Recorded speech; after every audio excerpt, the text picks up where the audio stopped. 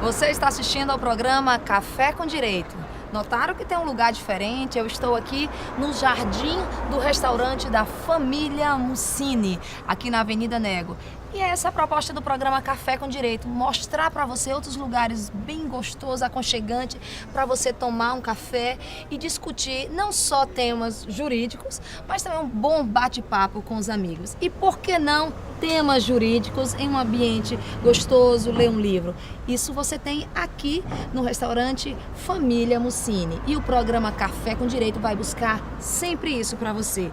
Não só conhecimento jurídico, mas também lugares aprazível para você discutir e falar sobre direito. Fique conosco que vocês vão ter a honra de ver uma belíssima entrevista com a doutora Rita de Cássia, que vai falar um pouquinho para nós sobre a reforma tributária. Será se sai essa reforma tributária? É isso que nós vamos saber já já no programa Café com Direito.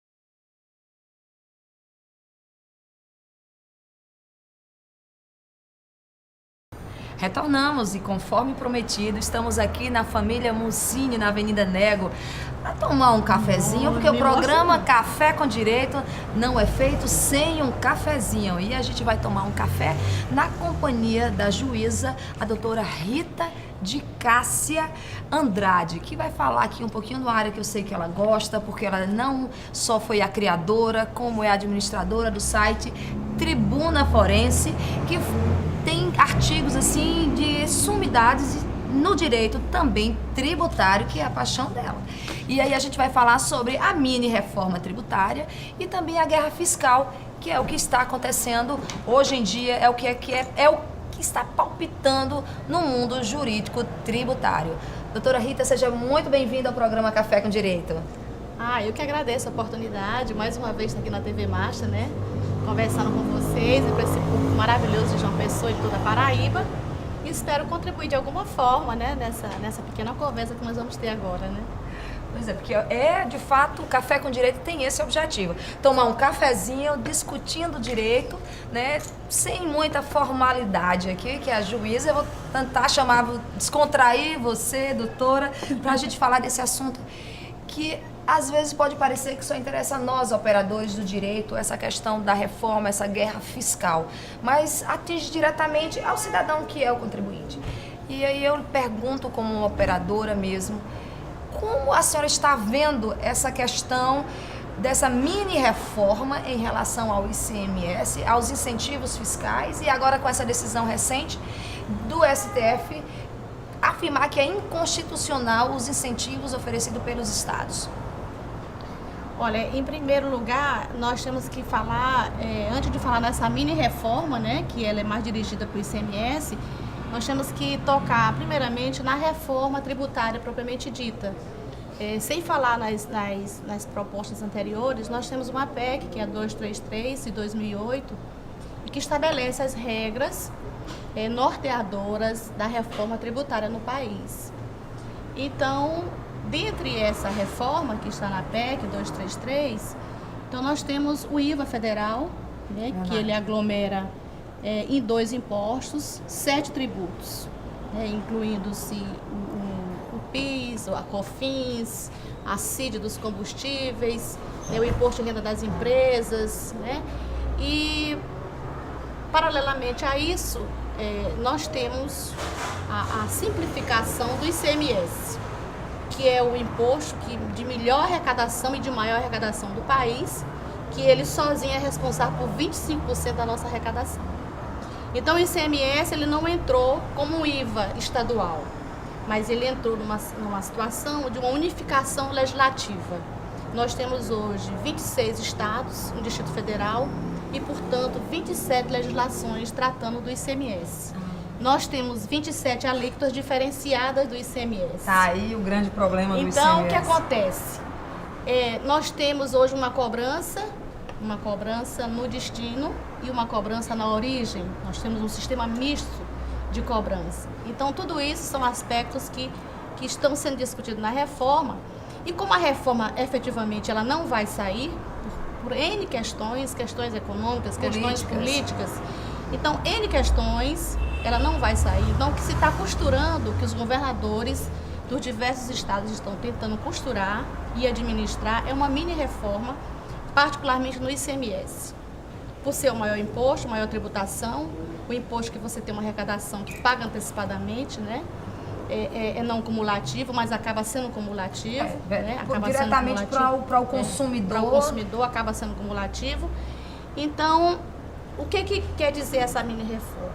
Essa mini-reforma, os governadores, agora dia 15, particularmente do Nordeste, se reuniram com a presidente e o ministro da Fazenda, o Manteiga, né? Para reivindicar aquilo que eles consideram de mais prioritário. E um desses pontos de prioridade dos estados é a permanência dos incentivos fiscais. Que você sabe que recentemente o Supremo Tribunal Federal considerou inconstitucional a legislação que permite o incentivo fiscal de outros 8 estados da federação, incluindo-se o Distrito Federal. Dentre eles Rio de Janeiro, Paraná, Santa Catarina, né, São Paulo, eu não me recordo agora se entrou, mas eu sei que foram 8 estados praticamente do Sul e Sudeste. Então, assim, e os estados mais pobres, vendo essa situação, então procuraram correr logo para ver o que pode se manter. E o que foi mais solicitado nessa reunião, que eu tive lendo e vendo alguma coisa no noticiário, é manter esses incentivos. E o ministro, ele se mostrou até favorável a determinadas propostas oferecidas pelos governadores. Por exemplo, manter os incentivos que já estão vamos dizer, em andamento, mas sem determinados benefícios.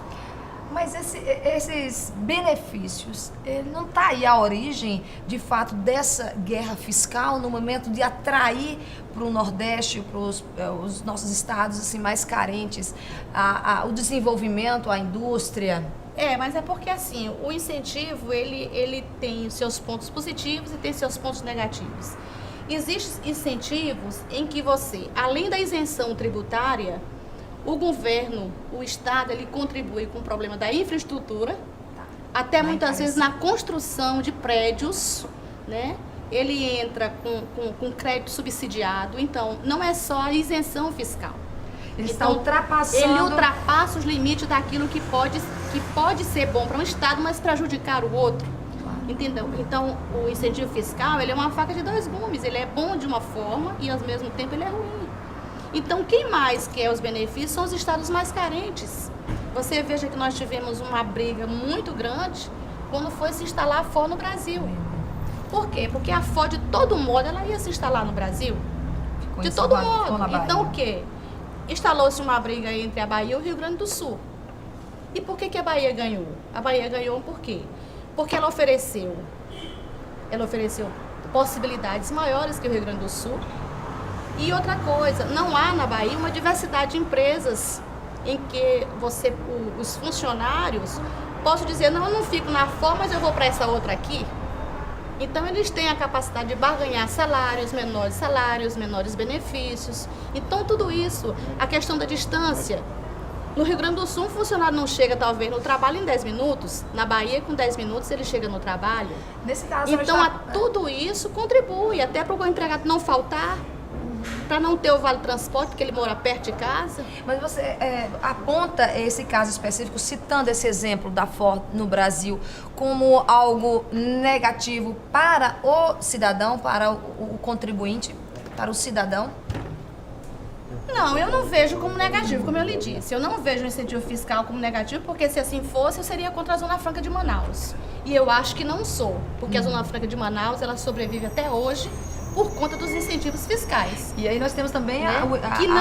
Que não se resume apenas em Manaus. Quando a gente fala Zona Franca de Manaus, ela vai até onde você não imagina.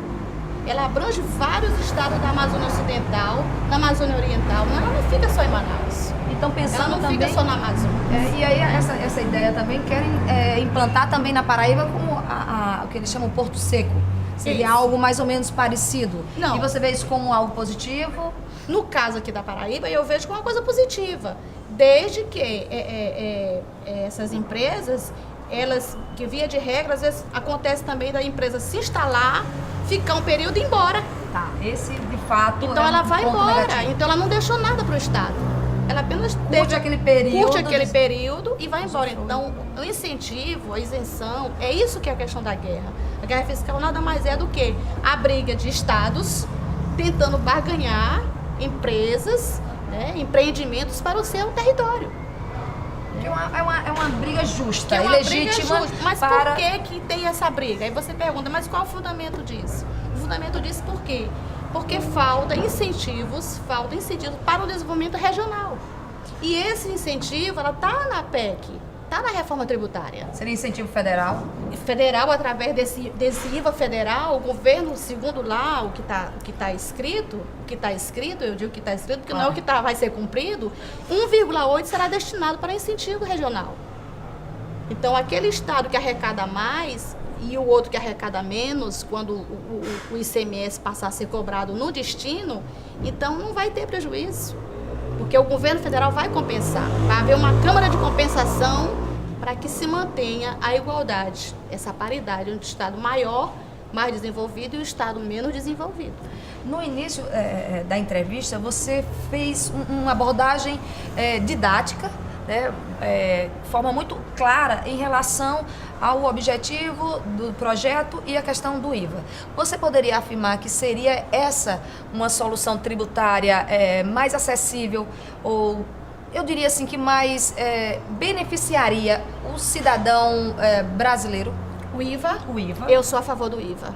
Inclusive, o IVA porque em todo o país, vamos dizer, não vou falar todo o país, vamos falar do Mercosul, certo. Os países que envolvem o Mercosul, que é o Brasil, Argentina, Uruguai e Paraguai. Todos esses 3 países, e agora a Venezuela, que é o último país que aderiu, todos eles têm IVA. O IVA na Argentina, inclusive, incluindo o ICMS, é de 21%. Então, incluindo tudo. E nós temos só o ICMS, que varia de 17, 12, 11, 7. Nós temos assim, então juntando tudo isso e os impostos federais, que seriam o IVA federal, vai chegar a mais de 22, só o federal. Então eu acho que se nós tivéssemos um IVA maior, mais abrangente, incluindo inclusive dos estados, seria mais produtivo. Puderam perceber, né? Falar de tributo, a gente não tem como fugir, falar de política é polêmico mesmo, mas a gente vai polemizar no segundo bloco. Aguarde só mais um pouquinho que você vai retornar com o programa Café com Direito. Vamos falar mais um pouco de imposto, aquilo que você sente diretamente no seu bolso quando você adquire qualquer produto. Já já voltaremos aqui diretamente da restaurante Família Mussini para continuar tomando um café e falando sobre direito tributário.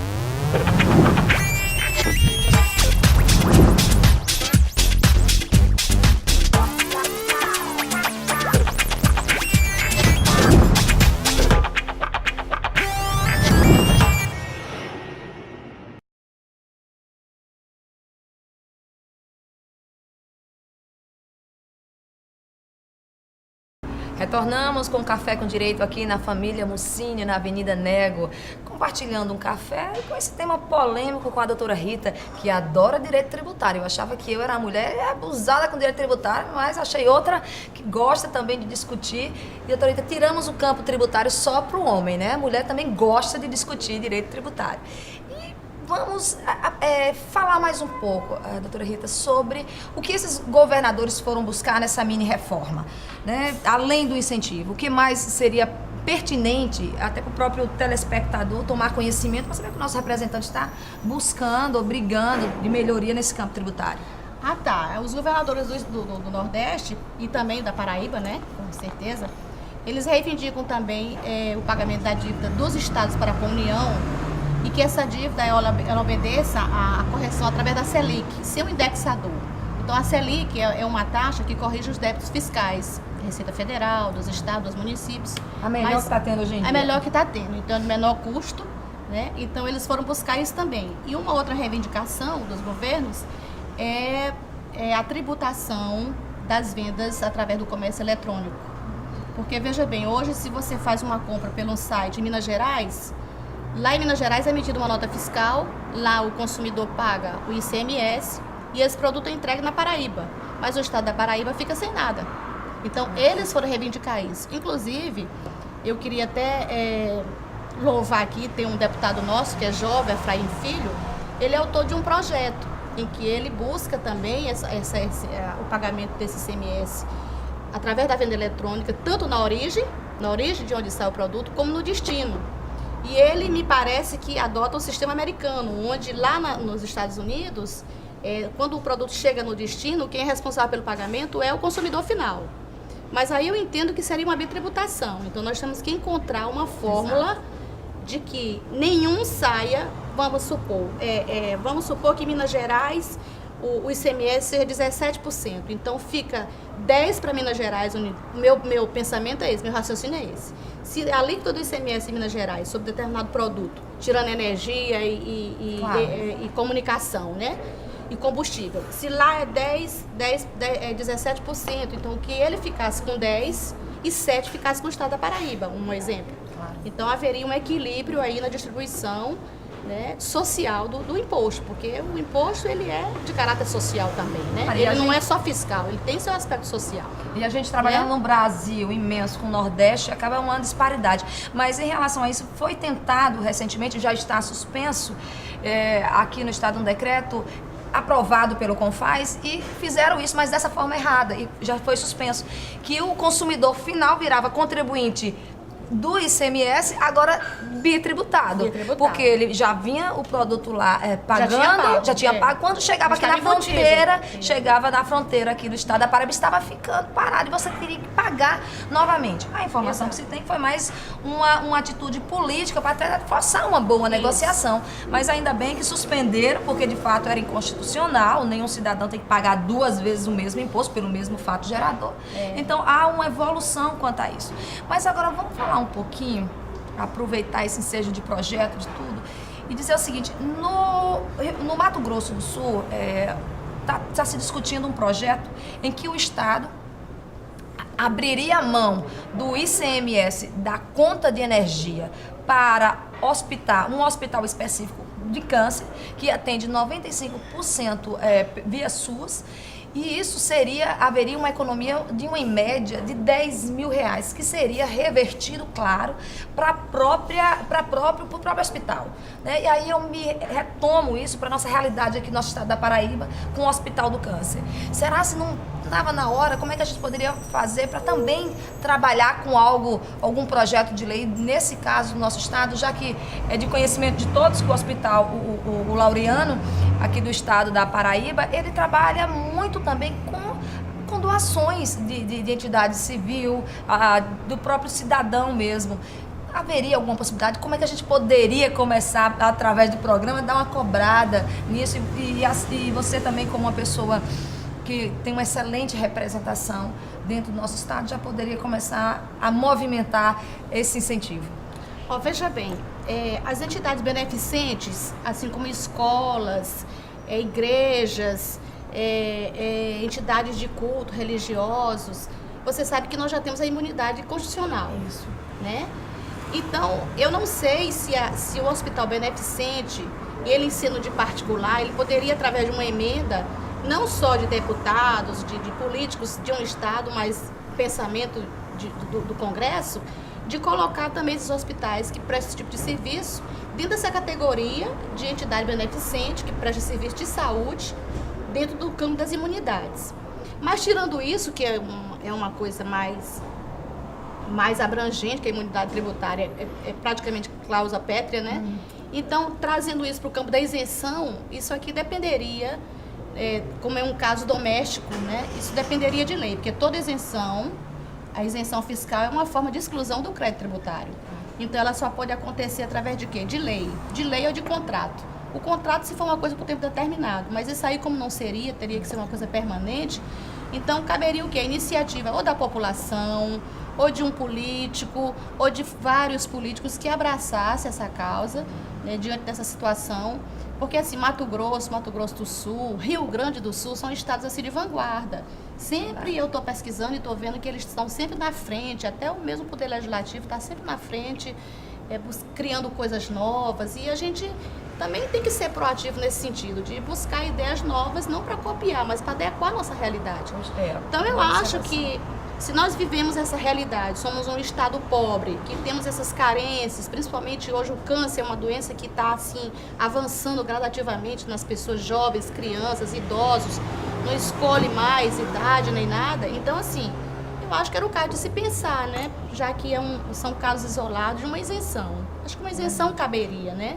Já que ela se dá através de lei, não teria nenhuma dificuldade, a não ser política, né? Exatamente. A não ser política, né? A dificuldade poderia ser política. Mas eu acredito que os políticos da Paraíba são homens sensíveis, né? São homens que conhecem a nossa realidade, são nascidos e criados aqui.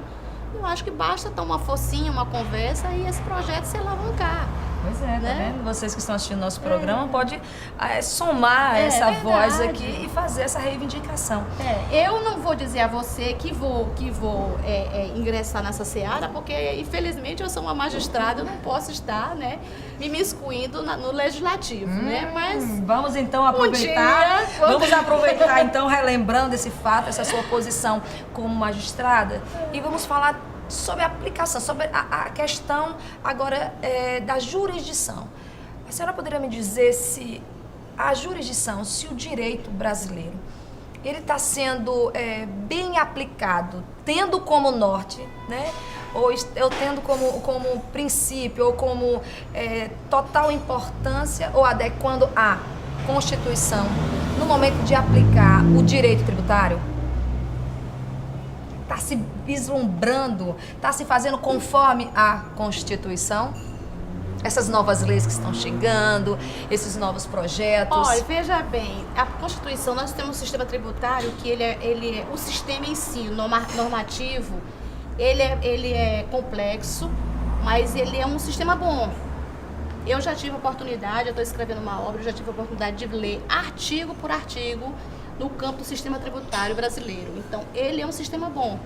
Está sendo aplicado, agora, respeitado. dentro da sua própria normatividade, lá dentro mesmo, lá tem inconstitucionalidade. Você imagina a Constituição, ela ter vários pontos de inconstitucionalidade.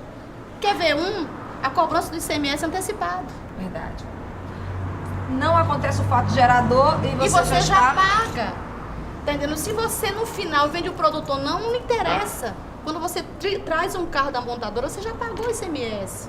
Se você vai vender o carro ou não, aí é problema de quem comprou. Se vender, tudo bem. Se não vender, você bota liquidação, tem prejuízo. Então isso está errado. Porque o fato gerador ele tem que acontecer depois, a cobrança do imposto tem que acontecer depois do fato gerador. E não ocorrendo o fato gerador, não tem imposto. Então isso aí está na Constituição, está no artigo 150. Então isso é uma inconstitucionalidade.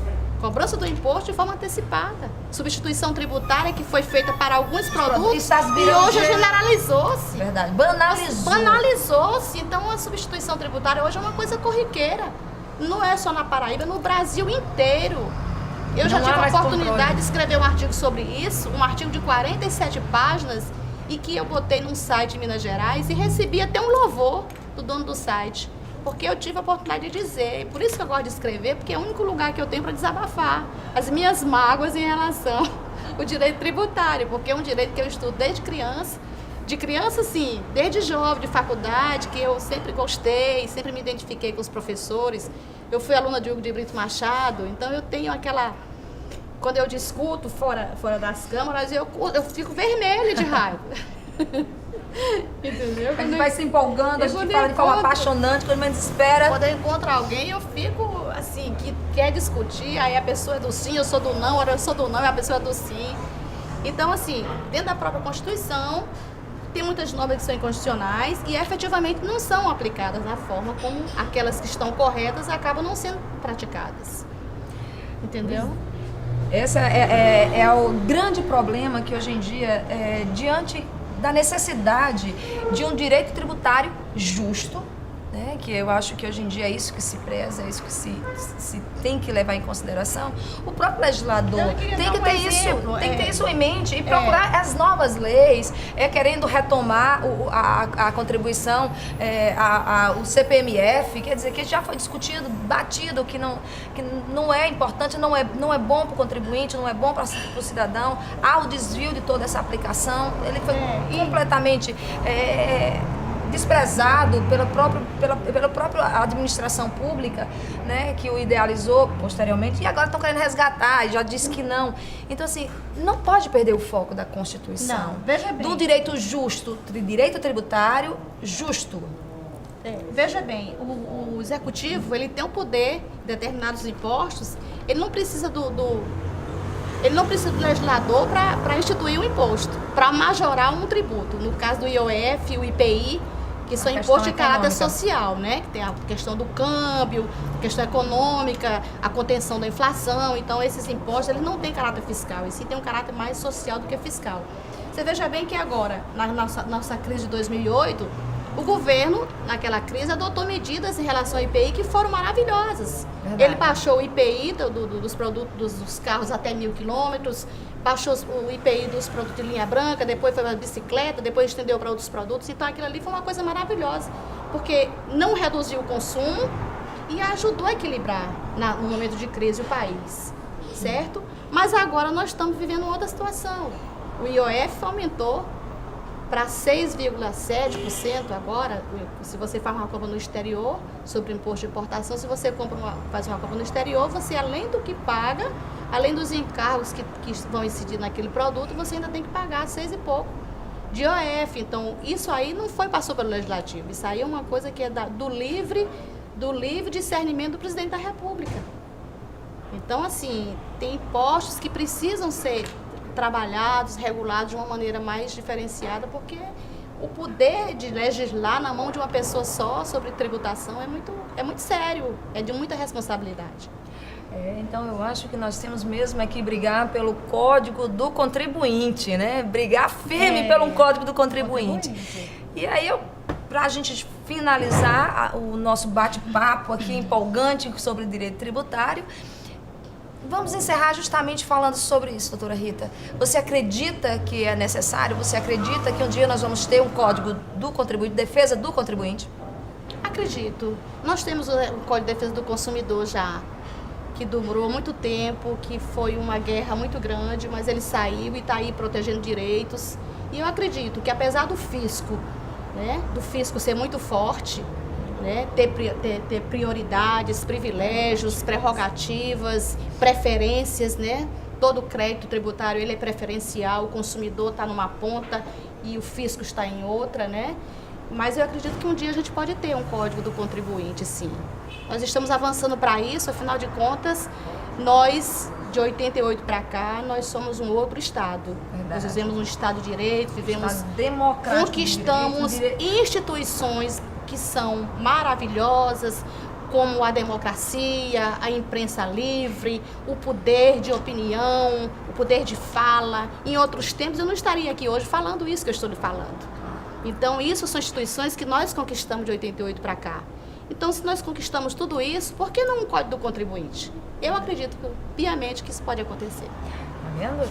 O cidadão que assiste o programa Café com Direito, ele acompanha a evolução do direito e ele pode sonhar, não é utopia não, ele pode sonhar, porque é essa necessidade, é vendo essa necessidade do crescimento, é vendo argumentos sólidos que a gente pode mudar o direito, e é isso mesmo, eu gosto de dizer que eu sou super otimista. Eu consigo ver, eu vejo as falhas do legislador, as falhas do nosso sistema judiciário, mas também a gente tem que focar para o lado positivo, para onde o direito está andando, né? Para onde a nossa sociedade está andando. Então, é desse jeito que a gente encerra, agradecendo, doutora Rita, a sua participação. Pois não, pode Não, eu só queria finalizar dizendo a todos os contribuintes do Estado da Paraíba que eu tenho uma vontade imensa, uma vontade profunda de um dia ter tempo para poder explicar a cada um de vocês quanto vocês pagam de impostos, tanto diretos como indiretos. Quando você compra, faz a sua feira no supermercado, que dá R$500, eu gostaria de dizer para você quanto foi que você deixou lá de imposto. Quando você paga a sua luz, eu gostaria de dizer quanto foi que você deixou lá de COFINS, quanto foi que você deixou de ICMS. Eu gostaria muito de poder fazer isso, dar essa consciência para as pessoas, o que elas deixam, o que elas pagam de imposto. Porque até, doutora Rita, quando você tem a consciência do que você paga, você tem que ter a consciência de que ele é um direito, você tem uma obrigação de pagar o tributo, tá? E nós temos o direito de exigir a retribuição desse produto aplicado na finalidade que ele foi criado.